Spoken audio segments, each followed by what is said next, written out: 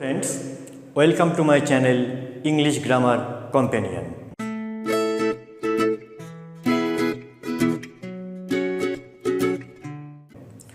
ইংরেজি বলার সময় বা লেখার সময় আমরা অনেকেই অনেক রকম ভুল করে থাকি।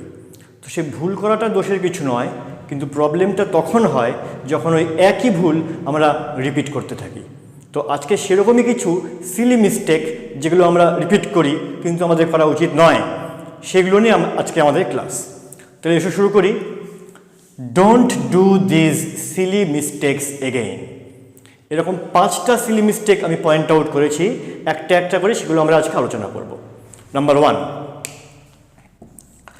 দেখো ইটস আর ইটস, একটাতে অ্যাপোস্ট্রফি কমা আছে, একটাতে অ্যাপোস্ট্রফি কমা নেই। তাহলে কোনটা ঠিক বা কোনটা কখন ব্যবহার হয় সেটা আমরা দেখে নিই। এই দুটো ওয়ার্ডই কিন্তু আছে, তবে কোনটার কি মানে সেটা আমরা দেখব।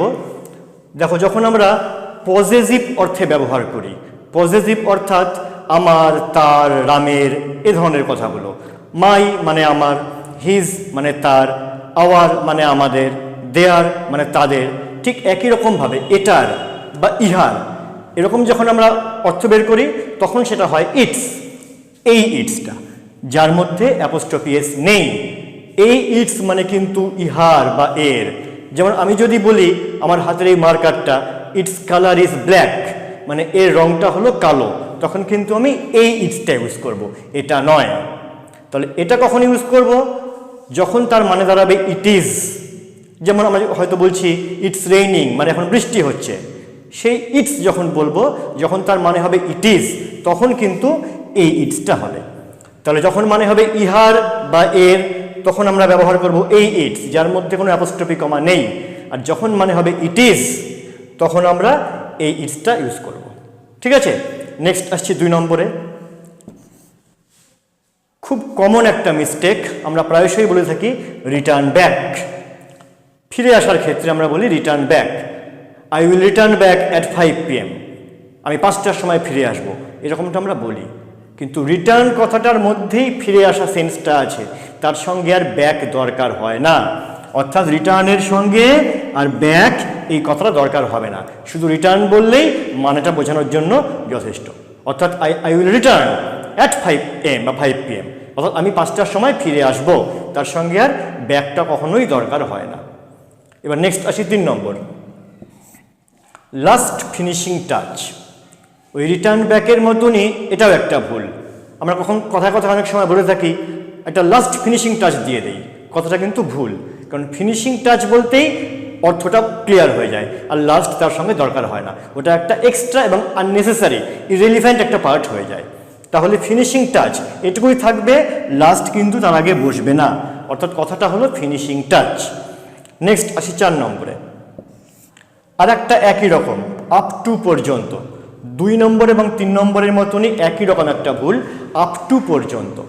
আপ টু মানেই পর্যন্ত, তার সঙ্গে আর পর্যন্ত এই কথাটা বসবে না। হয়তো কেউ জিজ্ঞেস করলো যে কত নম্বর চ্যাপ্টার পর্যন্ত পরীক্ষা হবে, তুমি হয়তো বললে আপ টু 3rd চ্যাপ্টার পর্যন্ত। এই কথাটা কিন্তু পুরোপুরি ভুল। তুমি শুধু বলবে আপ টু 3rd চ্যাপ্টার বা আপ টু 42 পেজ, মানে 42 পেজ পর্যন্ত, বা 3rd চ্যাপ্টার পর্যন্ত। সেটা আপ টু বললেই কিন্তু হবে, আপ টু অথবা পর্যন্ত, যে কোনো একটা বলবে, দুটো একসঙ্গে কিন্তু কখনোই হবে না। Last but not the least, আমরা চলে আসছি 5 নম্বরে, LATER লেটার আর LATTER লেটার। এটা কোনটা কখন বসে অনেকের মধ্যে খুব কনফিউশন দেখা যায়।